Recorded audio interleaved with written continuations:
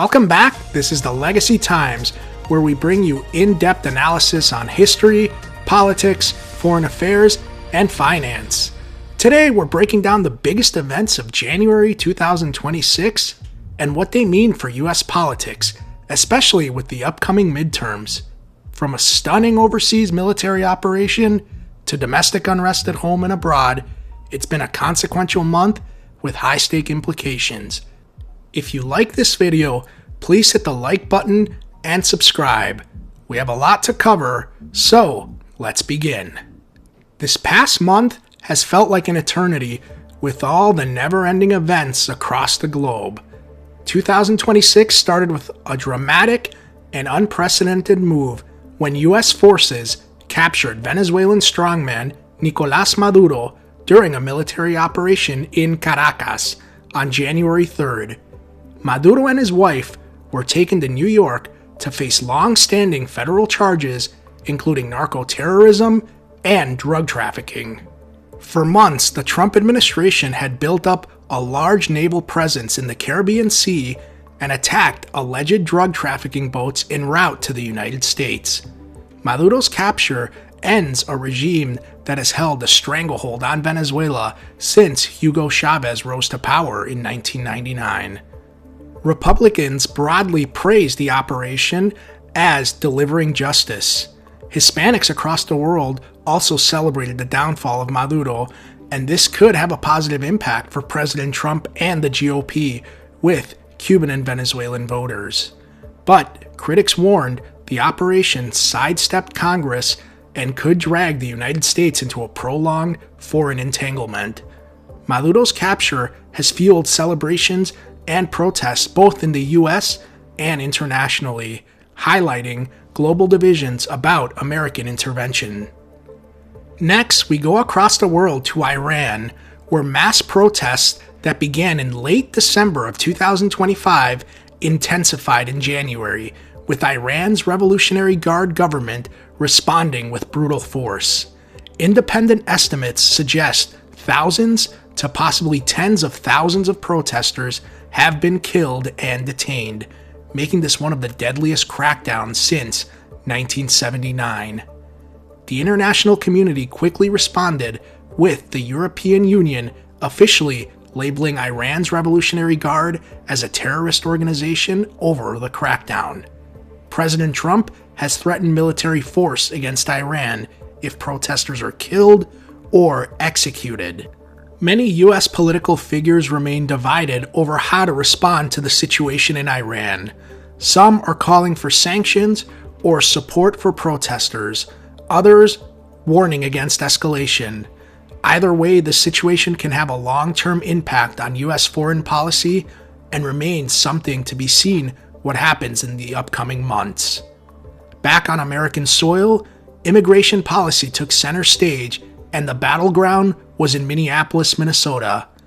Minneapolis saw two major incidents involving federal agents in January.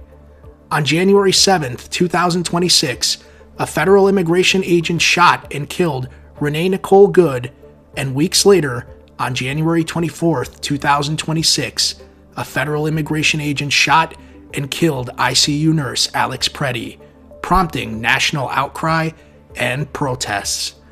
The immigration tactics by the Trump administration have also led to former CNN anchor Don Lemon arrested on federal charges related to a protest in Minnesota, drawing free speech debates. These incidents have greatly fractured GOP unity, with even some Republicans criticizing how the administration handled or communicated about the events. In Minnesota, both Senate seats and the governor's mansion will be up for grabs this November, and the unrest in Minnesota has given Republicans near insurmountable odds to win public office in a state that has the longest streak of voting for the Democratic Party's nominee for president since Jimmy Carter in 1976. With all the chaos that's happened so far in 2026, January ended with another bombshell. On January 30th, the Department of Justice publicly released over 3 million documents from the Jeffrey Epstein case under the new Epstein Files Transparency Act. Officials at the Department of Justice insisted the review was done without the White House's involvement. The documents reference dozens of high-profile figures, including approximately 3,000 mentions of President Trump, though the DOJ cautioned many claims could be unverified.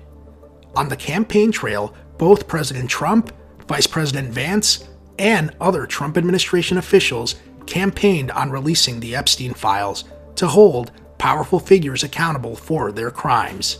However, over the past few months, President Trump has tried to distance himself from those claims and has gone out of his way to direct the public to other issues.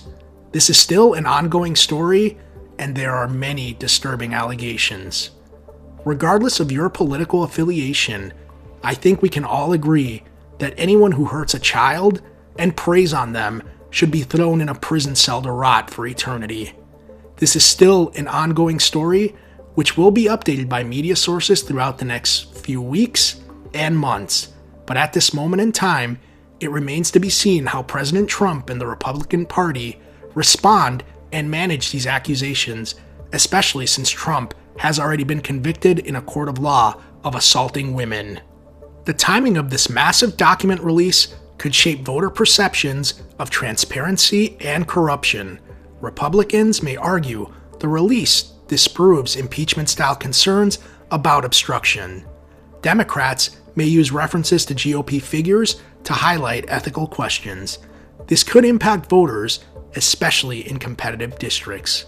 Lastly, these events may not make headlines, but are influencing political narratives, and that includes intense negotiations over the budget and government funding, with shutdown threats looming, ongoing debate about immigration policy and federal enforcement strategies, and GOP internal disagreements over leadership and strategy as the midterms approach. For the Republican Party, the year has just started, but there are already warning signs that 2026 could be disastrous for them come November. Last fall, Democrats saw victories in both Virginia and New Jersey's gubernatorial races by large margins. In New Jersey specifically, Democrat Mikey Sherrill was able to flip Passaic County, the largest population of Hispanics in New Jersey. President Biden won Passaic County in 2020 by 16 points, and 4 years later, President Trump won Passaic County by 3 points. Mikey Sherrill won back Passaic County in 2025 by the same margins as President Biden did in 2020, and showed 2024 might have been an outlier year for New Jersey voters. Across the Hudson River in New York City's 2025 mayoral election, Assemblyman Zoran Mamdani ran on a platform of affordability and lowering the cost of living, and beat former New York Governor Andrew Cuomo to become the first Muslim mayor. Mamdani's coalition consisted of traditional Democrat voting blocs and also cut into some 2024 Trump voters. 1,200 miles to the south of New York City, in Miami, Florida, another shocking victory occurred in early December 2025. Eileen Higgins was elected the mayor of Miami.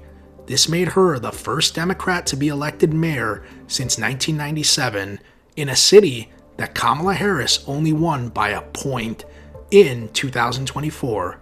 A Democrat was able to win the mayor's race decisively. Lastly, what might be most alarming for Republicans is the Texas Senate special election that occurred on January 31st. Democrat and labor union leader Taylor Ramett won the special election to represent a solidly red Texas Senate district that President Donald Trump carried by 17 points in 2024. This is a stunning upset in which Ramett had 57% of the vote, besting the 43% of his GOP opponent, conservative Lee Wamsgant, who vastly outspent Ramett. This November, U.S. Senator John Cornyn is up for re-election, and it remains to be seen if Cornyn survives a primary from challenger Texas Attorney General Ken Paxton. A victory from Ken Paxton in the GOP primary could set up a close election from a fired-up Texas Democratic Party who is looking to capitalize on the close call from Beto O'Rourke's near upset of Ted Cruz in 2018. It remains to be seen if the momentum Democrats have can continue deep into 2026. Republicans will need to defend their record going into the midterms, especially with President Trump sitting with a 37% approval rating in the latest Pew Research poll. January 2026 has been packed with seismic political events, and all of them are now playing a role in shaping the narrative heading into November's midterm elections. The GOP faces a complex landscape, energized on some fronts, but vulnerable on others. The next few months will determine how November turns out for both Democrats and Republicans. This is our first video covering the 2026 midterm elections and the current landscape in our country and abroad. If you like this video, please hit the like button and subscribe for deeper dives into current events and politics. Thank you for watching the Legacy Times today. We will have more to come regarding the midterms and other events across the world in the near future. Stay informed, stay curious, be kind, and I'll see you next time.